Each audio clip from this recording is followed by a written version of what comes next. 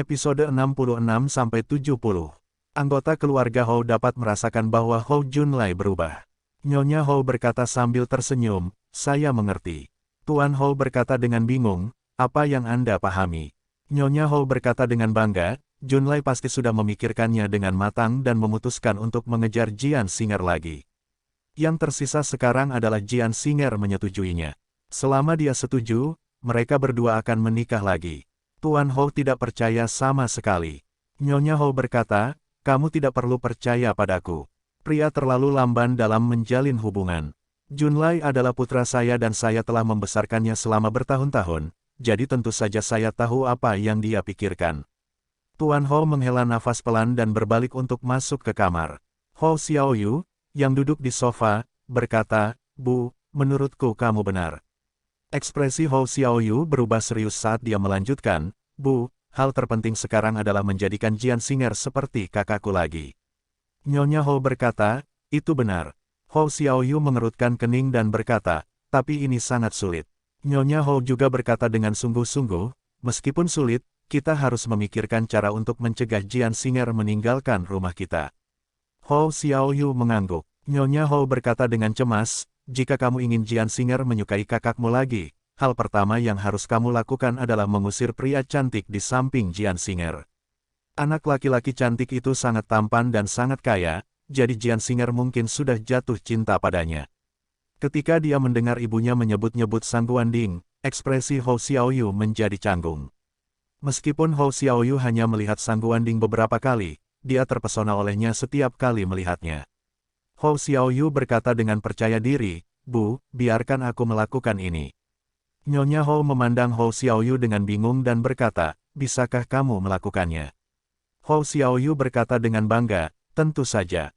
Nyonya Hou mengangguk dan berkata, "Baiklah, lakukanlah." Ketika Jian Singer kembali ke rumah, dia berbaring dan tertidur. Jian Singer bermimpi. Dalam mimpinya, Jian Singer melihat orang tua dan saudara laki-lakinya.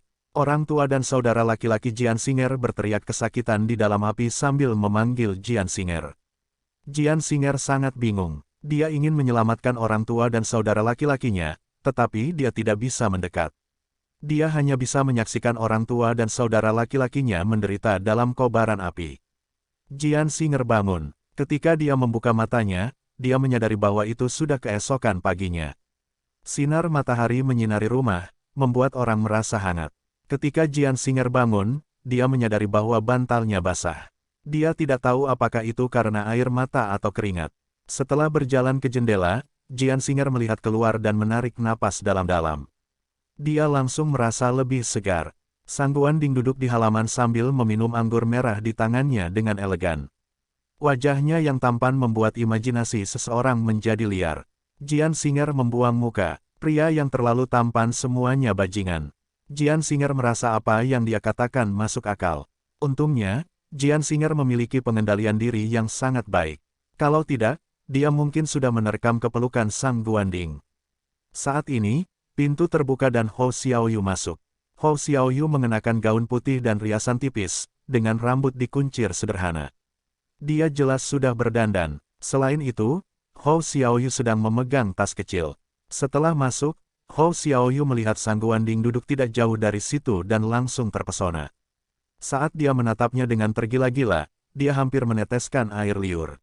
Hou Xiaoyu tampak sangat geli. Ketika Sang Guanding melihat ekspresi Hou Xiaoyu, dia tidak bisa menahan tawa.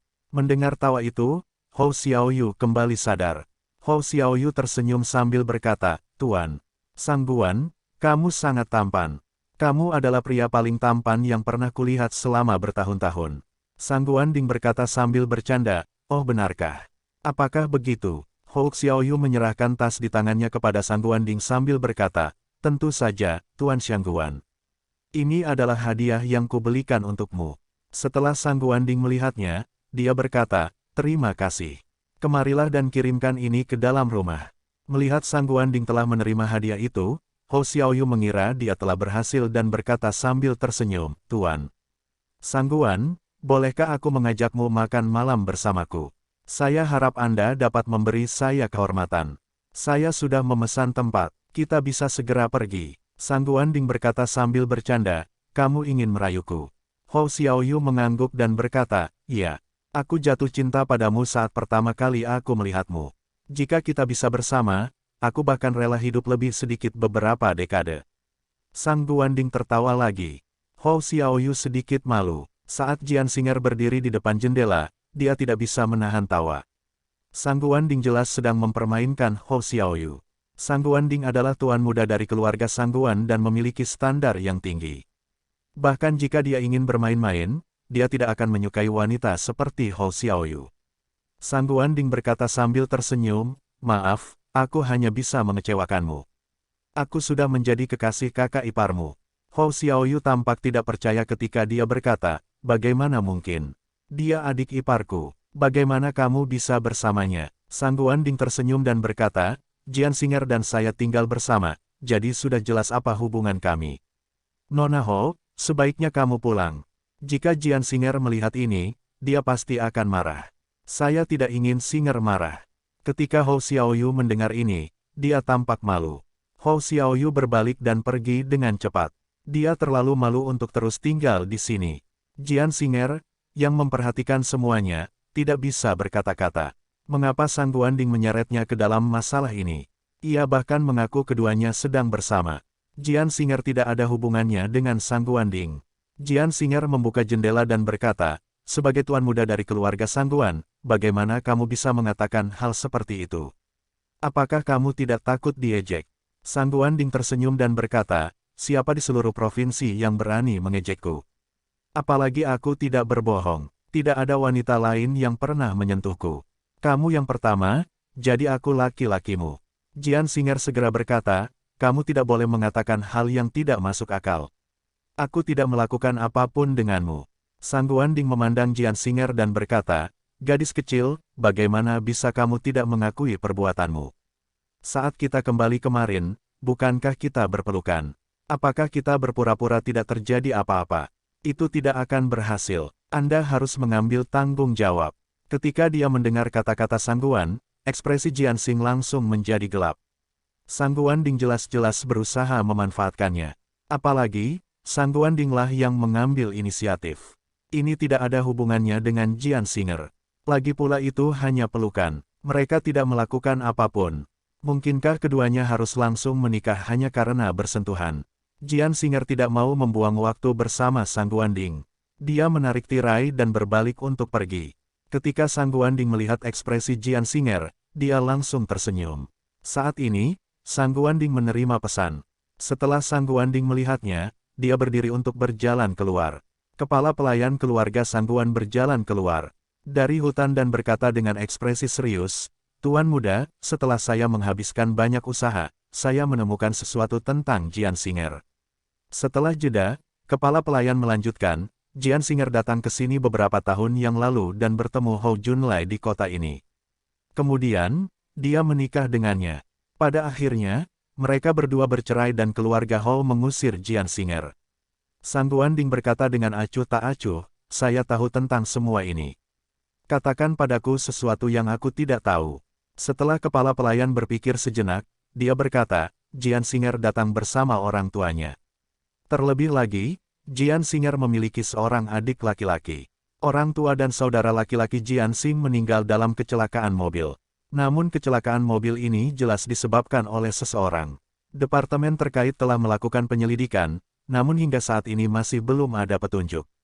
Ketika Sang Guanding mendengar informasi ini, dia berkata dalam kesadaran, "Saya mengerti. Jian Xing'er pasti mencari organisasi itu untuk membalas dendam. Pernahkah Anda mengetahui tentang masa lalu Jian Xing'er?" Kepala pelayan itu mengerutkan kening dan berkata, "Tidak. Belum lagi Jian Xing'er, kami bahkan tidak dapat mengetahui apapun tentang orang tua dan saudara laki-laki Jian Xing'er.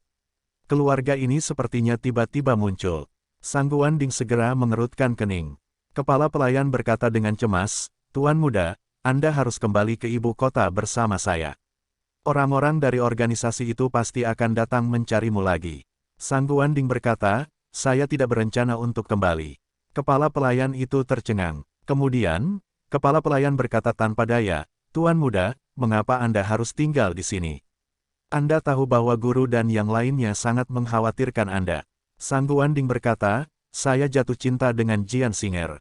Kepala pelayan berkata tanpa daya, Tuan muda, Anda adalah calon kepala keluarga Sangguan dan memiliki status bangsawan, tapi Jian Singer adalah sampah yang diusir dari keluarga Hou. Dia tidak layak bersamamu. Setelah jeda, kepala pelayan terus membujuknya, tidak mungkin antara kamu dan dia. Kalian berada pada level yang sangat berbeda. Sangguan Ding berkata, kamu salah. Jian Singer bukanlah sampah. Kepala pelayan berkata, bahkan jika Jian Singer sangat cakap, dia tetap tidak layak bersamamu.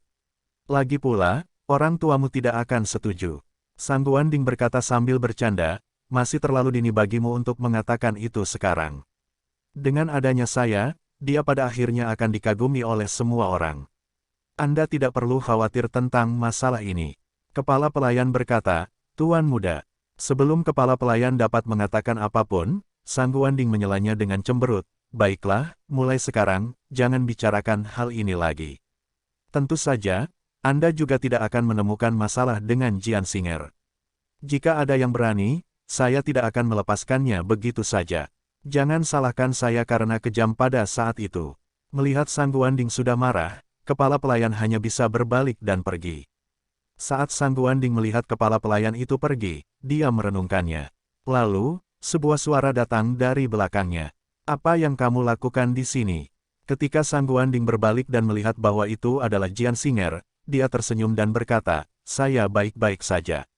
Saya hanya sedikit bosan, jadi saya keluar untuk berjalan-jalan. Apa masalahnya? Jian Singer tidak bisa berkata-kata. Sangguan Ding cukup pandai berpura-pura. Jian Singer baru saja melihat seseorang berbicara dengannya, tapi dia menolak mengakuinya. Jian Singer tidak ingin membahasnya lebih dalam. Ada banyak hal yang terjadi sekarang, jadi bagaimana dia bisa punya waktu untuk peduli pada Sangguan Ding? Alasan dia menerima Sangguan Ding adalah untuk menemukan organisasi itu. Sisanya tidak ada hubungannya dengan Jian Singer. Sangguan Ding memandang Jian Singer dan berkata, saya ingin makan makanan yang kamu masak. Pergi beli bahan makanan dan kembali lagi untuk membuat makanan lezat. Jian Singer mengabaikan Sangguan Ding dan berbalik untuk berjalan ke halaman. Jian Singer bukanlah seorang pelayan. Dia ingin Jian Singer memasak untuknya. Bermimpilah. Melihat Jian Singer mengabaikannya, Sangguan Ding tidak marah. Dia mengikuti Jian Singer kembali. Di villa keluarga Hou, Hou Junlai duduk di ruang tamu dengan ekspresi khawatir. Tuan Hou, Nyonya Hou, dan Hou Xiaoyu semuanya ada di sana. Nyonya Hou berkata dengan cemas, Junlai, ada apa dengan perusahaan sekarang? Kami sangat mengkhawatirkanmu. Apa itu? Beritahu kami dan kami akan memikirkan cara bersama. Hou Junlai berkata dengan ekspresi serius, kamu tidak dapat membantuku. Kadin CCT baru saja mengeluarkan kebijakan baru yang berdampak besar bagi dunia bisnis CCT. Dalam beberapa hari, lebih dari 100 perusahaan bangkrut, dan perusahaan saya juga terkena dampaknya. Nyonya Hou segera bertanya dengan panik, mengapa keadaan menjadi seperti ini? Hou Junlai menghela nafas dan berkata, Kamar Dagang melakukan ini untuk membantu perusahaan Tianmei menduduki pasar. Perusahaan Tianmei terlalu kuat, bahkan keluarga Li dan Kamar Dagang membantu mereka. Perusahaan kecil seperti saya tidak layak bersaing dengan perusahaan sebesar itu untuk memperebutkan pasar. Hou Xiaoyu berkata, Tianmei Corporation sangat kuat. Tuan Hou mengangguk dan berkata, Tianmei Corporation telah membuat banyak perusahaan bangkrut. Kini, Tianmei Corporation telah menjadi pemimpin dunia bisnis CCT. Perusahaan kecil Junlai tidak berdaya. Tuan Hou tahu sedikit tentang bisnis, jadi dia memahami situasi Hou Junlai saat ini. Nyonya Hou berkata, apakah tidak ada jalan lain? Hou Junlai mengerutkan kening dan berkata, ada satu, tapi hampir mustahil untuk berhasil. Nyonya Hou langsung bertanya, bagus asalkan ada solusinya. Apa solusinya? Hou Junlai menghela nafas dan berkata, jika kita dapat bekerja sama dengan Tianmei Corporation, kita tidak hanya dapat menghindari krisis ini, tetapi perusahaan saya juga dapat memperoleh lebih banyak peluang. Pada pukul 3 hari ini, Tianmei Corporation mengadakan penawaran untuk sebuah proyek. Puluhan perusahaan akan berebut peluang ini. Selain itu, mereka semua adalah perusahaan yang relatif kuat di CCT. Nyonya Hou berkata dengan cemas, kalau begitu cepat bersiap. Tuan Hou melirik Nyonya Hou dan berkata, apa yang kamu ketahui? Perusahaan Junlai hanyalah sebuah perusahaan kecil. Biarpun dia pergi, dia tidak akan punya kesempatan. Nyonya Hou sepertinya memikirkan sesuatu dan segera berkata, minta bantuan Jian Singer. Tuan Hou berkata, bahkan jika Jian Singer mengenal keluarga Li, Jian Singer mungkin tidak dapat membantu. Jian Singer bukan petinggi perusahaan Tianmei, jadi tidak ada gunanya. Nyonya Hou berkata dengan ekspresi pahit, apa yang harus kita lakukan? Jika perusahaan itu hilang, keluarga kami akan tamat. Hou Junlai menghela nafas dan berkata, saya akan mencobanya. Apapun yang terjadi, ini adalah peluang.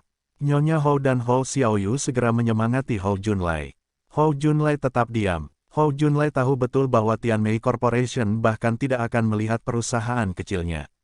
Alasan mengapa dia mengajukan penawaran adalah untuk menguji peruntungannya. Jian Singer sangat bosan di rumah, jadi dia ingin melihat perusahaan Tianmei. Sejak Tianmei Corporation didirikan, Jian Singer belum pernah ke sana. Li Kun selalu bertanggung jawab atas segalanya. Sebagai ketua perusahaan, Tianmei, tidak masuk akal jika Jian Singer tidak pergi.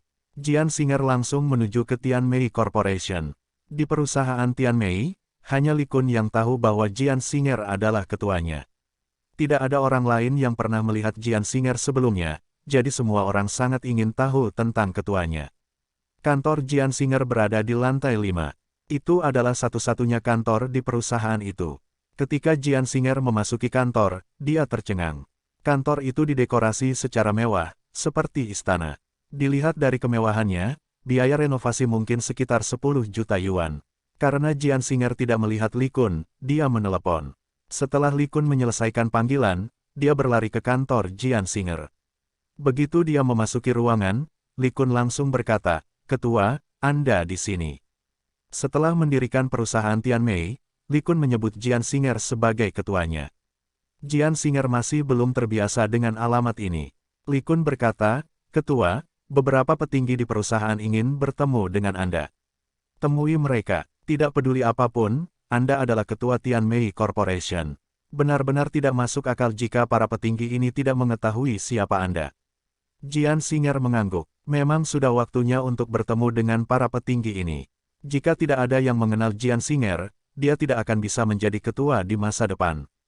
Melihat Jian Singer setuju, Li Kun segera meminta seluruh petinggi perusahaan untuk datang ke kantor.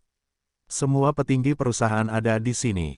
Total ada 8 orang. Melihat Jian Singer baru berusia 20-an, mereka semua langsung tercengang. Setelah beberapa saat, mereka kembali sadar dan menyapa Jian Singer. Jian Singer tidak mengudara saat dia membalas mereka. Li Kun berkata, "Ketua, izinkan saya memperkenalkan Anda." Saat dia berbicara, Li Kun menunjuk ke orang di sebelah kanan dan berkata, "Ini adalah manajer Kang dari Departemen Perencanaan, dan ini adalah manajer Departemen Penelitian dan Pengembangan." Li Kun memperkenalkan mereka pada Jian Singer satu persatu. Jian Singer memandang semua orang dan berkata, "Saya harap kalian bekerja keras dan mengelola perusahaan bersama Li Kun. Saya selalu bersikap adil dalam hal penghargaan dan hukuman. Jika kalian mendapatkan hasil yang luar biasa, kalian akan diberi penghargaan." Semua orang langsung berkata, "Ketua, jangan khawatir. Kami pasti akan melakukan yang terbaik untuk mengelola perusahaan dan tidak akan mengecewakan Anda."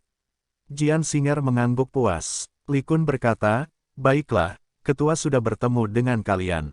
Sekarang, sibuklah." Semua orang pergi. Setelah semua orang pergi, Li Kun ragu-ragu sejenak sebelum berkata, "Ketua, ada sesuatu yang perlu saya laporkan secara pribadi kepada Anda." Melihat betapa seriusnya Li Kun, Jian Singer berkata, "Ada apa?" Li Kun berkata, "Ini ada hubungannya dengan keluarga Hou. Untuk membiarkan perusahaan Tianmei menduduki pasar CCT, saya meminta kamar dagang untuk memperkenalkan beberapa kebijakan yang menguntungkan perusahaan. Tak disangka, hal ini menyebabkan banyak perusahaan di CCT bangkrut. Perusahaan keluarga Hou juga berada dalam situasi yang sangat berbahaya. Menurut kekuatan keluarga Hou saat ini, mereka tidak akan bisa bertahan lama. Paling lama 1 bulan lagi, perusahaan Tuan Hou akan bangkrut dan terlilit hutang." Jian Singer tidak mengucapkan sepatah kata pun. Li Kun mengira Jian Singer sedang marah, jadi dia segera berkata, "Ketua, saya tidak sengaja menargetkan Tuan Hou." Jian Singer berkata dengan tenang, "Anda tidak dapat disalahkan untuk ini." Ketika Li Kun mendengar kata-kata Jian Singer, dia langsung menghela nafas lega. Dia khawatir Jian Singer akan marah karena ini. Li Kun berkata dengan hati-hati, "Ketua, apa yang harus kita lakukan terhadap perusahaan Tuan Hou?" Li Kun mengetahui dengan baik tentang hubungan antara Jian Singer dan Hou Junlai. Jika dia tidak menangani masalah ini dengan baik, Jian Singer pasti tidak akan puas. Kejadian sebelumnya telah memberi pelajaran pada Li Kun. Selama itu berhubungan dengan Hou Junlai, Li Kun harus bertanya pada Jian Singer apa yang harus dilakukan, karena dia takut akan membuat Jian Singer tidak bahagia. Setelah Jian Singer memikirkannya sejenak, dia berkata, "Beri keluarga Hou kesempatan lagi." Meskipun dia pernah diintimidasi di keluarga Hou, Tuan Hou selalu memperlakukan Jian Singer dengan baik. Ini akan menjadi pembayarannya kepada Tuan Hou. Dia tidak membantu keluarga Hou, apalagi Hou Junlai. Li Kun segera berkata, "Dimengerti. Saya akan pergi mencari manajer Sun sekarang dan memintanya untuk segera melakukannya." Dengan itu, Li Kun keluar. Di Departemen Perencanaan, Li Kun menemukan manajer Sun Yue. Sun Yue adalah seorang eksekutif yang direkrut Li Kun dari kota lain, bukan karena dia tampan, tetapi karena dia adalah orang yang sangat cakap. Bahkan bisa dikatakan bahwa Sun Yue lebih mampu dari Li Kun. Dari pendirian perusahaan Tianmei hingga pembukaannya, Li Kun mendiskusikan banyak hal dengan Sun Yue. Sun Yue tidak mengecewakan Li Kun dan memberinya banyak saran bagus. Sun Yue telah berkontribusi besar terhadap kelancaran segala sesuatunya di Tianmei Corporation. Sun Yue berkata, "Wakil Presiden Li, mengapa Anda mencari saya?" Li Kun berkata, "Ketua ingin kamu membantu Hou Junlai sekali saja. Kamu sangat pintar, dan kamu tahu apa yang harus dilakukan." Sun Yue segera berkata, "Jangan khawatir, Wakil Presiden Li. Saya tahu apa yang harus dilakukan. Ketika perusahaan menawar nanti, kami akan memberikannya kepada Hou Junlai dari keluarga Hou." Li Kun mau tidak mau berkata, "Saya tahu seberapa cakapnya Anda, tapi saya sedikit penasaran. Apakah kamu tidak akan bertanya padaku mengapa ketua ingin membantu keluarga Hou?" Sun Yue segera berkata, "Sebagai karyawan perusahaan, kita harus melakukan apa yang diminta pimpinan." Li Kun mengangguk dan berkata, "Ketua pasti akan menghargai kepribadian Anda. Jika ada kesempatan, saya akan merekomendasikan Anda kepada ketua." Sun Yue berkata dengan penuh semangat, "Terima kasih atas bimbingan Anda, Wakil Presiden Li." Saat ini, asisten Sun Yue berjalan mendekat dan berkata, "Manajer Sun, penawaran siap dimulai." Terlebih lagi, Hou Junlai secara pribadi telah tiba di tempat tersebut. Sun Yue berkata, "Baiklah, aku akan segera pergi." Li Kun tercengang. Setelah beberapa saat, Li Kun kembali sadar dan berkata, "Mungkinkah kamu menebak bahwa ketua akan membantu keluarga Hou?" Sun Yue berkata, "Mungkin." Dengan itu, Sun Yue berbalik dan pergi ke tempat tersebut. Saat Li Kun melihat Sun Yue pergi, dia berkata dengan menyesal, dia sebenarnya tidak sesederhana kelihatannya. "Jika saya tahu lebih awal, saya akan meninggalkan dia bekerja di keluarga Li. Sayang sekali, sayang sekali. Di era ini, yang paling dibutuhkan adalah bakat. Bakat seperti Sun Yue akan menjadi properti panas kemanapun dia pergi." Di venue, para peserta masuk satu per satu. Hou Junlai duduk di antara mereka. Ketika orang-orang melihat Hou Junlai, mereka mengungkapkan ekspresi mengejek dan menghina. Kali ini, selain Hou Junlai, Hou Qiang juga datang ke tempat penawaran. Klan dalam keluarga Hou juga ingin menghancurkan proyek besar perusahaan Tianmei, tetapi Hou Qiang tidak percaya diri sama sekali menghadapi begitu banyak lawan. Ketika Hou Qiang melihat Hou Junlai, dia menyapanya dan duduk di samping. Meskipun Hou Qiang tidak mengatakannya, dia merasa sangat terhina. Dia merasa Hou Jun berkhayal untuk ikut berpartisipasi dalam penawaran. Apapun yang terjadi, Tianmei Corporation tidak akan menyerahkan proyek tersebut kepada perusahaan kecil seperti milik Hou Junlai. Pada saat ini, sebuah suara terdengar. "Junlai, kenapa kamu ada di sini?" Liu Xiner dengan cepat berjalan menuju Hou Junlai. Ketika Liu Xiner memasuki tempat tersebut, dia sedikit terkejut melihat Hou Jun. Hou Junlai mengabaikan Liu Xiner. Liu Xiner berkata dengan sedih, "Saudara Junlai, mengapa kamu begitu dingin padaku akhir-akhir ini? Beberapa hari yang lalu, aku mendengar kamu sakit dan pergi ke rumahmu beberapa kali, tetapi orang tuamu mengusirku. Tidak apa-apa jika Anda kedinginan, tetapi keluarga Anda juga bersikap sama. Apa kesalahan yang telah aku perbuat? Katakan padaku, aku pasti akan mengubah caraku." Hou Junlai berkata dengan acuh tak acuh, Nona Liu, saya tidak ada hubungannya denganmu, dan kami bukan teman. Jika Anda bertindak seperti ini sekarang, orang lain akan salah paham dan bergosip tentang hal itu. Liu Xiner tercengang. Dia tidak menyangka Hou Junlai akan mengatakan hal seperti itu. Liu Xiner bahkan lebih tidak senang lagi. Liu Xiner berkata, Saudara Junlai, sudahkah Anda memikirkannya dengan matang? Tanpa bantuan saya, cepat atau lambat perusahaan Anda akan bangkrut.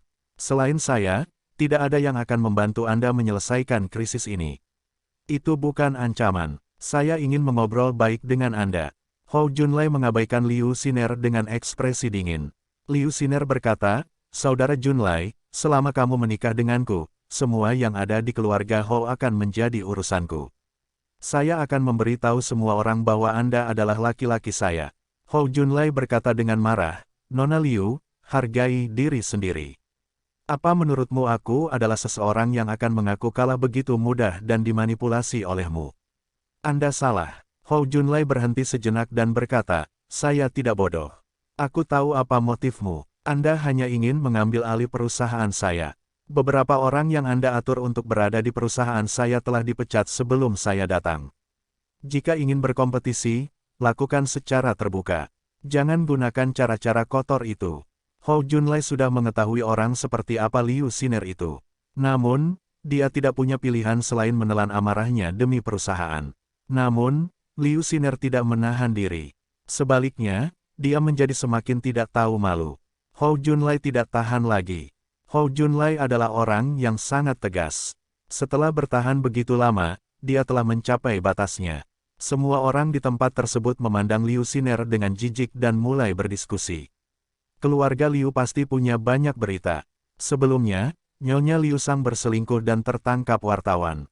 Kini, keluarga Liu bahkan ingin mengambil alih perusahaan keluarga Hou. Keluarga Liu benar-benar sampah dunia bisnis CCT. Sungguh memalukan. Itu benar, keluarga Liu sangat tidak bermoral. Kita seharusnya tidak berbisnis dengan keluarga seperti itu. Jika tidak, kami akan terlibat. Komentar ini membuat Liu Xiner sangat marah. Namun, dia hanya bisa menahannya. Hampir semua orang yang hadir merupakan orang penting dalam dunia bisnis CCT. Jika mereka berselisih dengan mereka, keluarga Liu benar-benar tidak akan mampu bertahan lagi. Tapi semakin Liu Xiner memikirkannya, dia menjadi semakin marah, jadi dia meraung, Hou Junlai, tanpa aku, perusahaan jelekmu pasti sudah lama tutup. Sekarang, Anda menendang saya ke pinggir jalan setelah saya tidak lagi berguna. Tunggu saja, cepat atau lambat kamu akan menyesalinya.